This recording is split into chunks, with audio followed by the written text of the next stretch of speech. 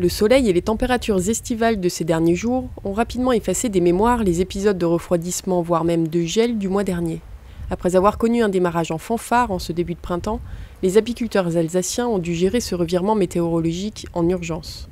Nous avons ici, juste pour l'exemple, un tout petit arbuste d'acacia qui a souffert du gel. On en voit bien les dégâts qui ont été portés par l'épisode de la gelée noire du 20 avril, avec ici une branche qui est complètement cramée. Vous voyez, ça c'est les hampes, les tiges qui étaient en train d'émerger au moment de la gelée noire. Elles ont entièrement cramé. Alors ce sont ces tiges-là qui vont ensuite porter les grappes florales de l'arbre et offrir le nectar et donc le miel aux abeilles. Donc là, il n'y a absolument rien à récolter évidemment. Alors ce qu'on constate, c'est qu'effectivement la végétation repart avec des nouvelles tiges qui reprennent le dessus, donc l'arbre n'est pas mort. Cependant, ces tiges-là ne vont pas porter de grappes florales. C'est trop tard, la grappe florale c'était le mois dernier.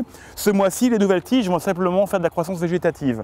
Donc cet arbre ne portera aucune fleur. Bon, ça c'est un tout petit arbuste, mais la forêt derrière est dans le même état et on n'a aucun espoir de récolte sur ce secteur-là.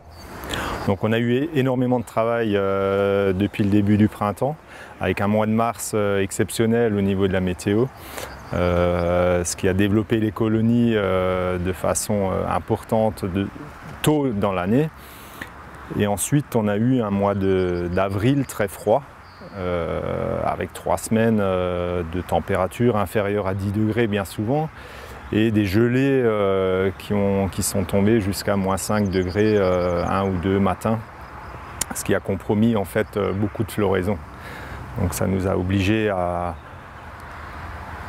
nourrir certaines colonies en fait, qui étaient en manque d'alimentation à un moment donné.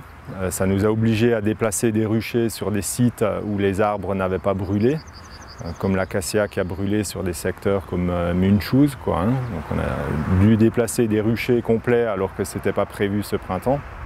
Apiculteur professionnel, Thierry Greeneisen compte près de 500 ruches en production de miel et développe 500 essaims pour le renouvellement de son propre cheptel et la vente à d'autres apiculteurs qui ne pratiquent pas l'élevage. Alors qu'il avait installé des ruches de production de miel sur ce secteur d'Ungersheim, il les a remplacées par un rucher de développement de colonies de ruchettes. On a eu très peur à un moment donné d'avoir une perte de miel, de volume de miel récolté. Avec l'observation, on a pu déplacer ces ruchers donc, sur des sites où l'acacia a résisté au gel, ce qui nous permet au jour d'aujourd'hui d'espérer une récolte à peu près normale. Voilà. C'est quand même une récolte qui représente un volume important sur notre exploitation et en général en Alsace.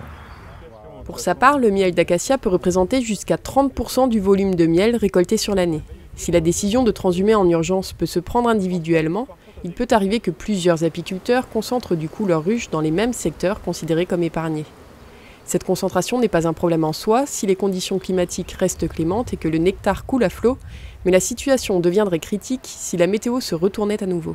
Si les conditions météo ne permettent pas de sécréter du nectar en quantité, cela entraîne une famine dans ces secteurs-là. Donc s'il y a un grand nombre de ruches sur une forêt qui ne miellent pas, ça entraîne une famine d'autant plus, qui se ressent d'autant plus. Et dans ce cas-là, il pourrait y avoir même des risques de maladies contagieuses entre les ruches, parce que les abeilles ne sont pas forcément très gentilles entre elles, et une ruche peut décider d'en attaquer une autre pour lui piquer son miel. Cependant, les ruches qui sont les plus faciles à s'aborder et à piller sont les ruches les plus faibles, et ce sont généralement des ruches qui ont des maladies en elles qui expliquent leur faiblesse. Et la concentration de ruches sur un même secteur entraîne donc potentiellement le risque d'aller récupérer la maladie d'un rucher voisin qui aurait mal été conduit, qui n'aurait pas été nettoyé et remis comme il faut pour la mieler. La Chambre d'agriculture conduit chaque année une enquête auprès des apiculteurs volontaires sur les pertes qu'ils ressentent en sortie d'hiver. Et entre des ruchers pourtant très proches géographiquement, les résultats s'avèrent parfois très contrastés, et cela s'explique soit par les pratiques de l'éleveur sur son rucher, soit par des événements météo ultra localisés. Pour l'instant, on n'a pas encore les chiffres officiels de l'année parce que l'enquête est encore en cours. Ce qu'on sait cependant, quand je regarde les premières réponses qui m'ont été faites, c'est qu'il y a a priori quand même nettement plus de pertes hivernales cet hiver que les précédents hivers, où nous étions aux alentours de 10-20% de pertes hivernales suivant les hivers. Cette année, il semble qu'on soit à un niveau plus élevé et il semblerait, mais l'enquête nous le dira avec plus de précision, que ce soit surtout lié à un épisode exceptionnel de mielée de sapins très tardive. En général, la mielée de sapins se termine en août et les apiculteurs rangent leurs ruches pour les préparer à l'hiver. Cette année 2016, la mielée de sapins avait commencé mi-août pour se terminer en novembre, donc absolument en décalage. Et donc l'automne, au lieu d'avoir permis de préparer les ruches à l'hivernage, elle les avait plutôt engluées dans un miel de miellat très difficile à digérer et qui a donc eu des conséquences négatives au cours de l'hiver.